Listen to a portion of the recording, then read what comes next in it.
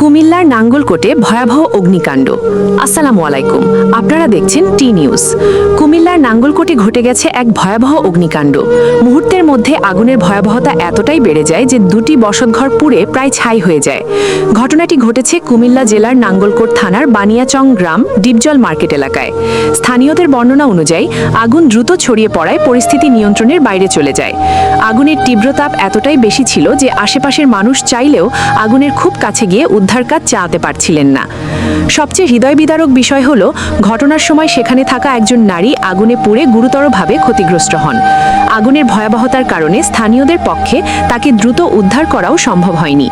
অনেকে দূর থেকে পানি দিয়ে আগুন নেভানোর চেষ্টা করলেও প্রচণ্ড তাপের কারণে আগুনের কাছে যাওয়া অত্যন্ত কঠিন হয়ে পড়ে। একজন প্রত্যক্ষদর্শীর ভাষায় আগুনের তাপ এতটাই ভয়াবহ ছিল যে কাছে গিয়ে কিছু করার মতো পরিস্থিতিই ছিল না। মানুষ অসহায়ভাবে আগুন নিয়ন্ত্রণের চেষ্টা করতে থাকেন।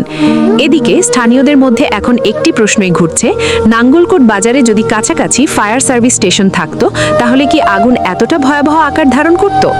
স্থানীয়দের একটি অংশের দাবি, দ্রুত ফায়ার সার্ভিসের সহায়তা পাওয়া গেলে হয়তো আগুন আরও দ্রুত নিয়ন্ত্রণে আনা সম্ভব হতো এবং ক্ষতিকরও কমানো যেত।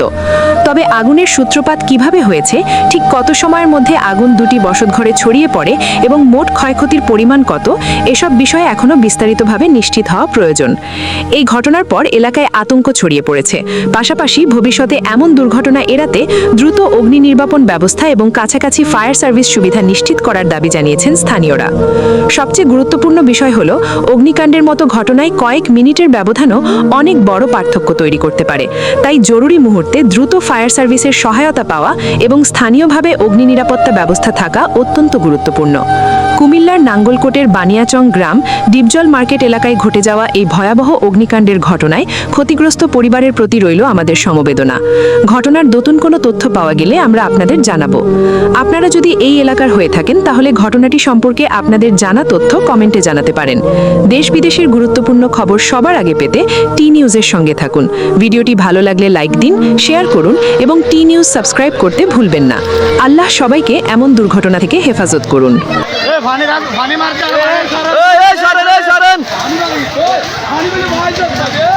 পানি মারি না কে, পানি মারিও না।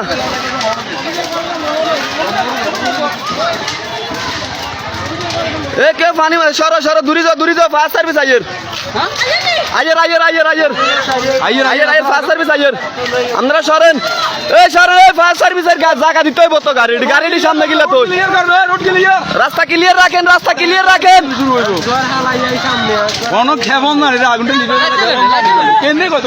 এটা নিবানো মতো নেই, দেখছেন?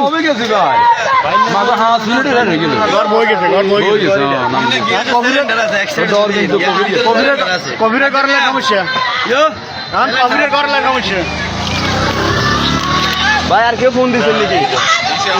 কল দিচ্ছি, ধরে না ট্রিপল লাইনে দিচ্ছেন না? ট্রিপল লাইন আমি কথা বলছি, আমি কথা বলছি, আসতেছে বলতেছি। জায়গার লোকেশন এরা চিনবো কিনা, লোকেশন আমি ডালুয়া রোড ডিপজল মার্কেট, এটাও বলে দিচ্ছি, ডালুয়া রোড ডিপজল মার্কেট।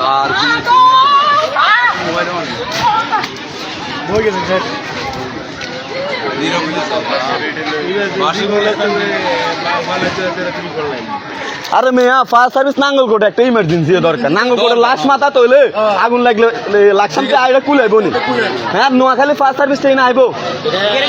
কথা বলছেন, এইটা লই আন্দোলন করা একটা দরকার আছে মেয়া।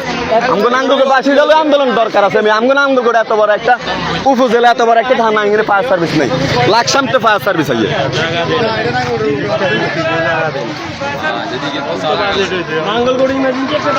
দরকার আছে মেয়া। কত বড় থানা, যদি হাতবাড়িকে আগুন লাগে, হাতবাড়িকে আগুন লাগলে নোয়াখালীর লোক আইবনি, লাকসামের গাড়িটা যাতে যাতে এত ব্যাগ জ্বলি বই যাবো, পুরো একটা গ্রাম জ্বলে যাবো। আগুন তো না, একটা মিনিট টাইম লাগবে নি। এই ঘরটা জ্বলছে যে এটা বসে গেছে 10টা মিনিটও তো লাগে না, আর হাতের আইতে লাগে 1 ঘন্টা।